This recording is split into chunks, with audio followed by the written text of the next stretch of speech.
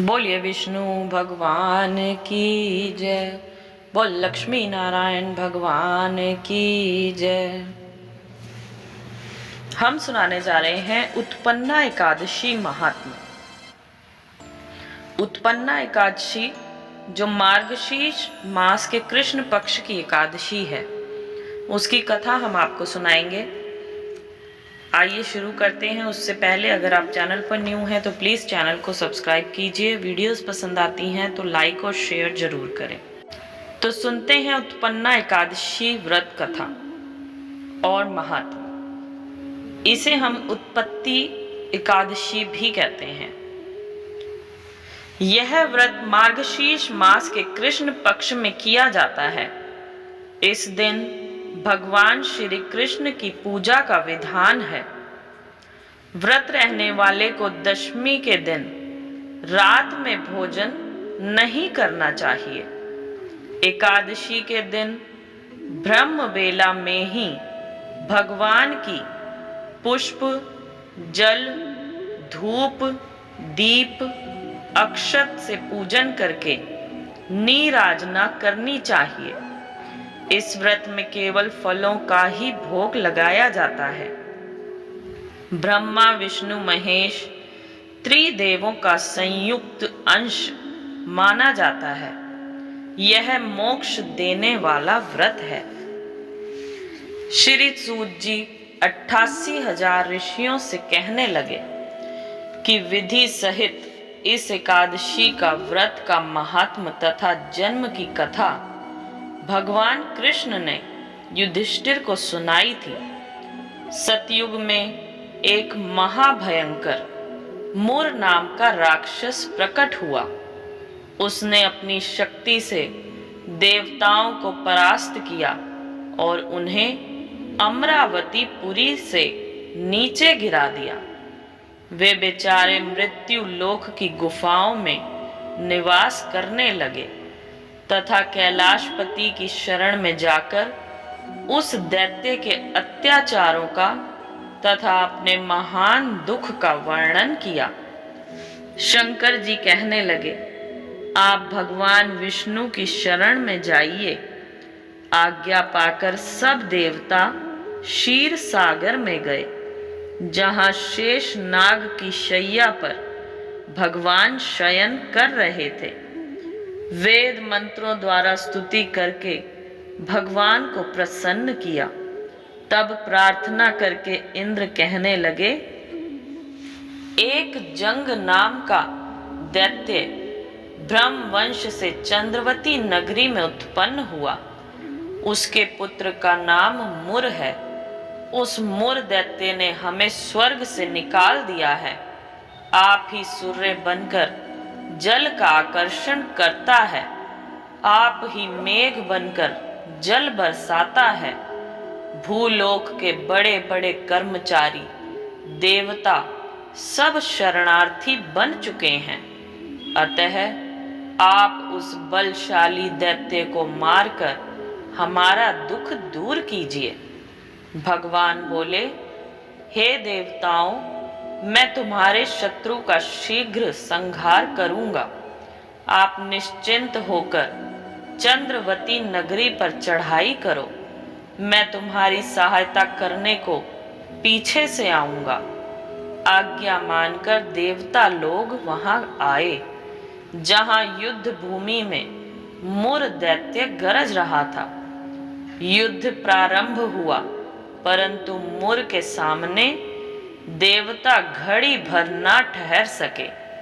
भगवान विष्णु भी आ पहुंचे। सुदर्शन चक्र को आज्ञा दी, शत्रुओं का संहार करो। चक्र ने चारों ओर सफाई कर दी। एक मुर दैत्य का सिर ना काट सका और ना गदा उसकी गर्दन तोड़ सकी। तब भगवान ने सारंग धनुष हाथ में लिया। बाणों द्वारा युद्ध प्रारंभ हुआ, परंतु शत्रु को ना मार सके। अंत में कुश्ती करने लगे। हजारों वर्ष व्यतीत हो गए, परंतु प्रभु का दाव बंध एक न सफल हुआ। मुर दैत्य पर्वत के समान कठोर था, प्रभु का शरीर कमल के समान कोमल था।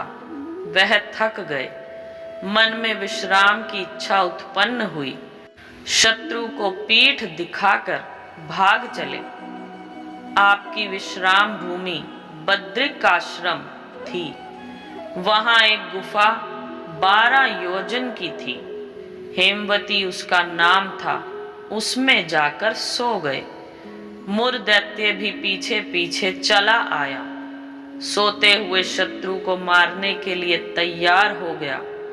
उस समय एक सुंदर कन्या प्रभु के शरीर से उत्पन्न हुई, जिसके हाथ में दिव्यास्त्र थे। उसने मुर के अस्त्र शस्त्रों को टुकड़े टुकड़े कर दिया, रथ भी तोड़ दिया। फिर भी उस शूरवीर ने पीठ न दिखाई। कुश्ती करने को कन्या के समीप आया। कन्या ने धक्का मारकर गिरा दिया और कहा, यह मल्ल युद्ध का फल है। जब उठा तो उसका सिर काट कर कहा कि यह हठ योग का फल है। तब मुर की सेना पाताल को भाग गई।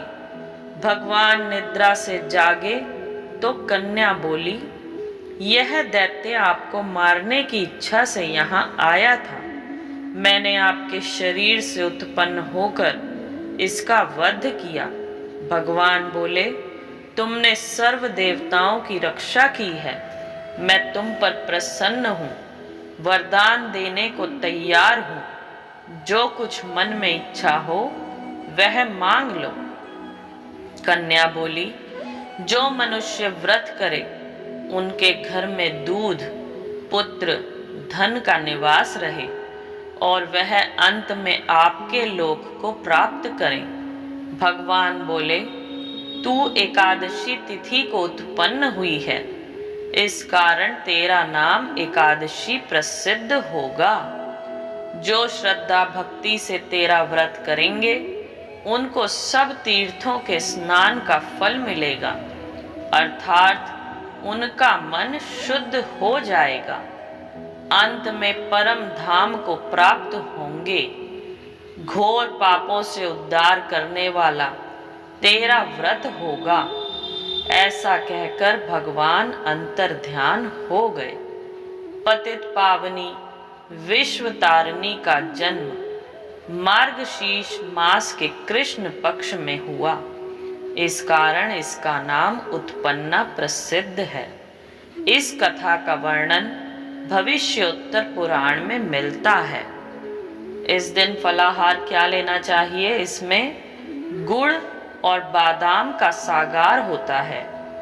कुट्टू के आटे की सामग्री, दूध, मेवा और फल भी ले सकते हैं।